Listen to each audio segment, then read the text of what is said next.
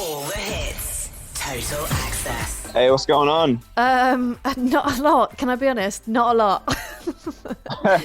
Where are you right now? I'm in LA. At home? Yeah, at home. And is there anyone with you? Yeah, I got my dog and my girlfriend at home with me. Oh, I'm nice. not completely isolated. Oh, great. So your favourites, pretty much. Yes, Okay. that's good. It's a great setup. How are you finding isolation at the moment? I don't know what it's like in the UK, but I feel like I've been in isolation for, it must be over 3 weeks, must be pushing a month of when they kind of started it. So getting a little long now, but it's all right. Just kind of trying to write music and, keep busy and kind of hang out and kind of see the positives in it, as opposed to, obviously there's a lot of negatives in it, but from what's happening, but trying to see the positive light in it. Yeah, for sure. Are you finding any inspiration from the four walls that you see every day? Honestly, it's not that much different than a regular studio, so it's not so bad. But yeah, I think always trying to write new stuff and trying to, I don't know, since I'm on my own, try and push what can be done just as a solo unit and trying to do more production stuff, and then take it back to the boys when we go on for album 5. Maybe it'll be done if we all write in our own homes, then bring it together. What are you listening to at the moment then, out of interest, other than your own album, of course? Yeah, mainly our own album. And then I've been listening to a little bit of U2. I'm obsessed with All I Want Is You by U2 at the moment. I can't stop listening to it. The Verve album, Urban Hymns, which I'm sure everyone in English knows. Kind of all over the place. A lot of 80s stuff at the moment. Nice. I wasn't expecting that at all. That was a nice little combination that just came out there.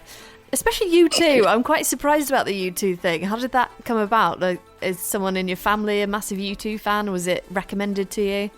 I think in the car, my dad would always listen to like a rock station in Australia. So all like my knowledge of that era is scattered through a bunch of songs. So then all the songs that I know, and like I try and take inspiration from, like I'll just dig deeper into their catalog as I get older. And yeah, I don't know, it just kind of has come from partly like just being surrounded by it, and then also like actually delving into it and digging into that kind of era as well. Interesting. My dad listened to Meatloaf in the car, so that was inescapable. Yeah, no Meatloaf. I don't know anything about Meatloaf, except that he is epic and plays piano. So I missed that one. Ashton likes Meatloaf, the drummer. Absolutely. Like, Meatloaf is one of those ones where you're either loving it or you're hating it. So I'm totally with him there. So congratulations on the brand new album. Such a weird time to release it, of course, but such a welcome present for people to be listening to and kind of escaping from reality with. Why did you decide to go ahead with it, bearing in mind what's going on in the world?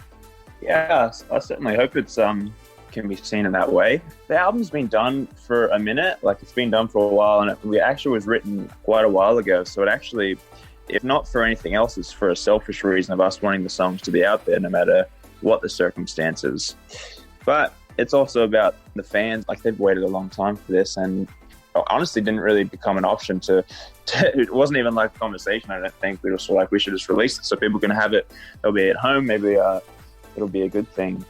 I love it, honestly. I was listening to it today, just kind of thinking about things that I would ask you about. I was listening to your singing, and you go so high. Is that a comfortable place for you to be, or do you have to push yourself in the studio?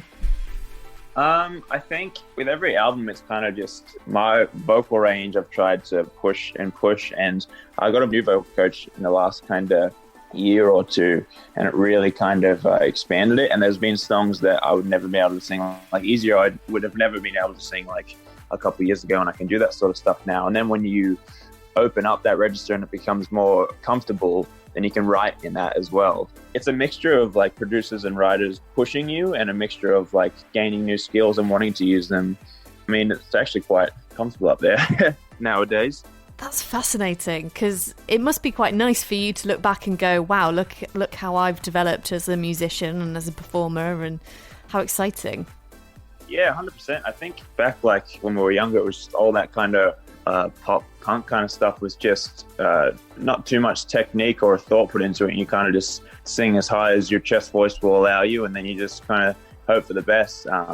And you don't really take, I mean, you do because you have to sing every night, but you don't really understand how much of an instrument it is. And I think, I don't know if this is boring, but for people, but it's like now I can, even if I'm sick or haven't slept or whatever, I can still know that a voice is going to be there.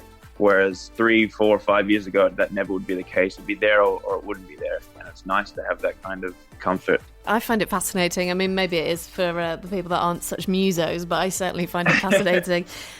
For the album cover, the shot that you do where you boys have got all your heads together, was that a weird moment? Like, what was it like shooting that cover?